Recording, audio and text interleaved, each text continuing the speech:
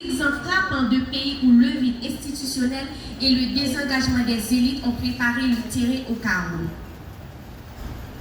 Dans les deux cas, la faiblesse de l'État, le manque d'organisation et l'incapacité à prévenir ou à gérer les tensions sont les causes de ce déséquilibre.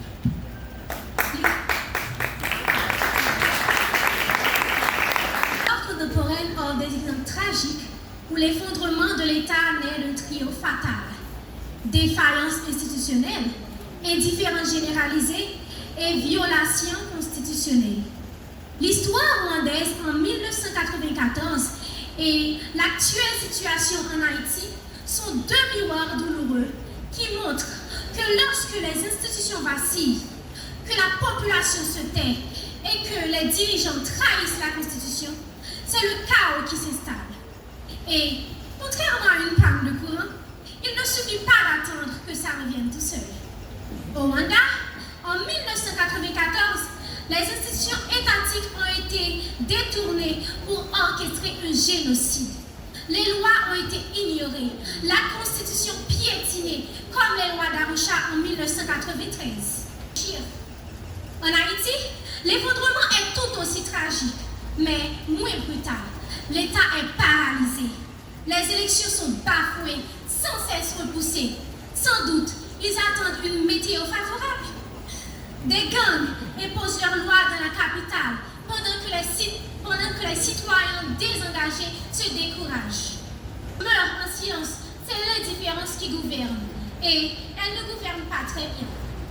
Qu'ils soient soudés comme le Rwanda ou lents comme Haïti, l'effondrement de l'État trouve toujours ses racines dans la trahison des lois, l'échec des institutions et le silence du peuple. Mais existe-t-il un moyen de remonter cette pente si à pic? Deux contextes, mais un point commun. Un seuil critique, ce moment où un État vacille, où tout semble prêt à s'effondrer. Le Rwanda, après le génocide de 1994, était sur le point de disparaître en tant que nation. Il était ruiné, plus de police, plus d'administration et surtout plus de justice. Impossible de remonter cette pente, me diriez-vous. Haïti, et pourtant, ils l'ont fait. Haïti, aujourd'hui, d'une crise si profonde que certains n'arrivent même plus à nommer ce qu'ils espèrent. Et qu'Haïti peut-elle faire aujourd'hui, inspiré de ce parcours? Le gouvernement rwandais a mis en pratique 4 grands points qui leur ont permis d'éviter l'effondrement total. Premièrement, ils ont repris de manière ferme le pouvoir. Deuxièmement, ils ont su reconstruire l'administration.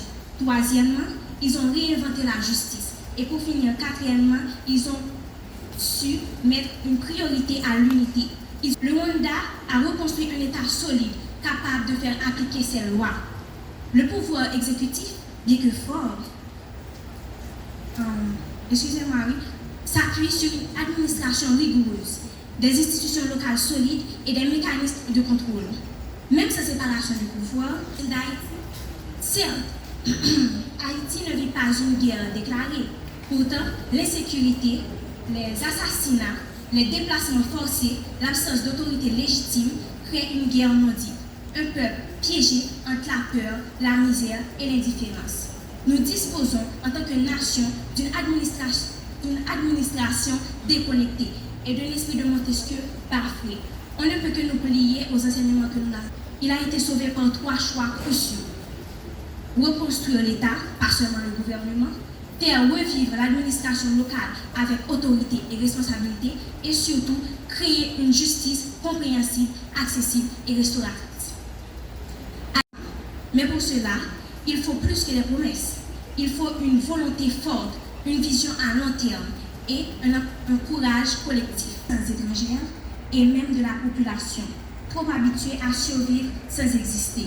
Le Rwanda a chuté, puis s'est levé. Haïti vacille encore, mais elle peut choisir de marcher, non pas seule, mais avec son peuple, ses valeurs et une justice reconstruite. Libre. L'État perd jour après jour le contrôle. Les institutions ne répondent plus. La population vit dans la peur, le désespoir et le découragement. Mais est-ce uniquement la faute de l'État? Il faut être clair. Oui, l'État est en grande partie responsable. Depuis des années, Les gouvernements se succèdent sans aucune vision durable. Les sécurités explosent.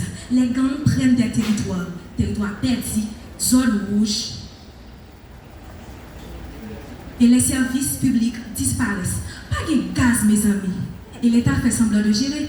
Pas inquiétez-nous. Toute bagaille sous contrôle.